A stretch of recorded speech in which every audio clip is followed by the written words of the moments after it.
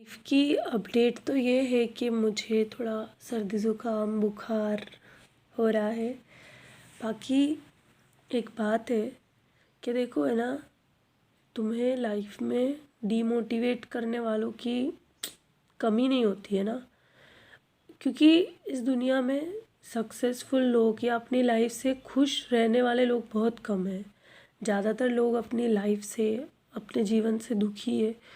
तो हर कोई बीके शिवानी जी के जो सेशंस होते हैं वो नहीं लेता है ना, और हर किसी में इतनी समझ भी नहीं होती, चाहे उम्र बड़ी हो जाए। तो उनको ऐसा लगता है कि मैंने अपनी ज़िंदगी में मैं खुश नहीं रहा हूँ या मैंने कुछ अच्छा नहीं किया है तो मैं सामने वाले को भी नहीं करने दूँ, जो कि उनकी सबसे बड़ी गलतफहमी होती है। मेरा ऐसा मानना है कि ऐसे लोगों को अपनी लाइफ से दूर रखे, क्योंकि वो डिमोटिवेट होते होते वो दुनिया को डिमोटिवेट करने लग जाते हैं, जो कि ज़रूरी नहीं है। बाकी क्या बोलें यार ऐसे लोगों के बारे में, क्योंकि आप कहीं भी चले जाओगे, ऐसा नहीं कि कोई एक इंसान ऐसा होता है ना, तो आप कहीं भी चले जाओ कोई ना कोई तो ऐसा होता है जो अपनी लाइफ से दुखी होता है। मैंने फर्स्ट ईयर में साइकोलॉजी सब्जेक्ट पढ़ा था और फोर्थ ईयर में साइकेट्रिक सब्जेक्ट पढ़ा था। तो उसमें एक चीज़ आती है कि जब इंसान का डिफेंस मैकेनिज्म होता है एक, कि जब वो किसी चीज़ से या अपने आप से डील नहीं कर पाता है ना, तो वो अपने आप को बचाने की कोशिश करता है। जैसे कोई इंसान है वो अपनी लाइफ से खुश नहीं है ना, तो उसके अंदर एक चीज़ आती है, डिफेंस मैकेनिज्म का वो यूज़ करता है। तो जिसमें दो तरह के होते हैं, एक पॉजिटिव डिफेंस मैकेनिज्म, एक नेगेटिव डिफेंस मैकेनिज्म। पॉजिटिव में ये होता है कि वो जो भी कर रहा है उससे दूसरों को हार्म नहीं हो रहा है ना, वो अपने आप को बचाने के लिए किसी दूसरे का नुकसान नहीं कर रहा है। नेगेटिव डिफेंस मैकेनिज्म में ये होता है कि इंसान, क्योंकि उसने गलत किया है, क्योंकि वो गिल्ट में है, क्योंकि वो अपने लाइफ से खुश नहीं है, तो अपने आप को प्रोटेक्ट करने के लिए, अपने ईगो को बचाने के लिए वो दूसरे के ऊपर या तो ब्लेम करता है या दूसरे को दुखी करने का काम करता है। तो उसके अंदर एक डिफेंस मैकेनिज्म आता है ना, डिस्प्लेसमेंट ऑफ इमोशंस।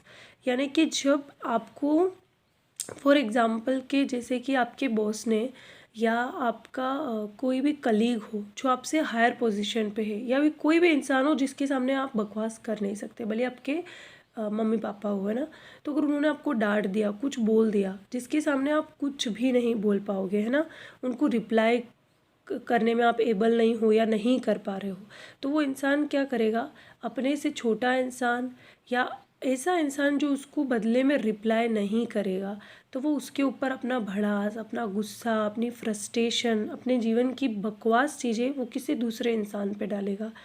तो याद रखो, जब भी कोई इंसान जो किसी दूसरी चीज़ का गुस्सा या किसी और चीज़ का गुस्सा अगर आप पर निकाल रहा है, या आपको बहुत ज़्यादा डीमोटिवेट कर रहा है, तो मतलब समझ जाओ कि वो डिफेंस मैकेनिज्म यूज़ कर रहा है। कौन सा वाला? Displacement of emotions. जब आप उस इंसान को रिप्लाई नहीं कर सकते हो जो आपसे हायर पोजीशन पे है, तो आप हमेशा अपना गुस्सा, जैसे कि एक एग्ज़ाम्पल बताती हूँ कि जो अल्कोहल ड्रिंकर होते हैं ना, वो क्या करते हैं कि उनकी पूरी फ्रस्ट्रेशन वो क्या करते हैं कि घर पे आकर के अपने बीवी बच्चों को मारना। तो this is also displacement of emotions. Boss ने कुछ डांट दिया, वो दिन का पूरा गुस्सा आकर घर पे बीवी पे निकालना, उसको मारना, बच्चों को मारना, या फिर अपने घर पे जो काम करने वाले हैं उनको मारना। This is called displacement of emotions.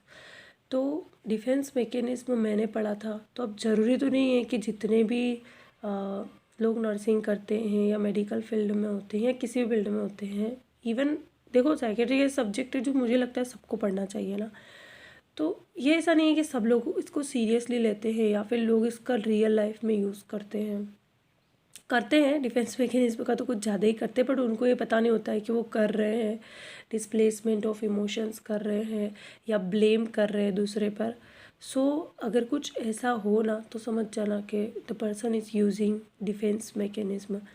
तो अगर आप ज़्यादा कुछ नहीं बोल पाओ ना, तो इतना बोल देना कि मेरे ऊपर डिस्प्लेसमेंट ऑफ इमोशंस करने की ज़रूरत है नहीं, तो वही चुप हो जाएगा। वो साइकेट्रिक का वो वर्ड जो होगा ना, वो गूगल पे सर्च करेगा, फिर उसको समझ में आ जाएगा कि आपकी साइकेट्रिक कितनी अच्छी है, आपकी साइकोलॉजी कितनी अच्छी है, और वो सामने वाला जो आपको बेवकूफ़ समझ रहा था एक्चुअल में वो है, वो खुद बेवकूफ़ है।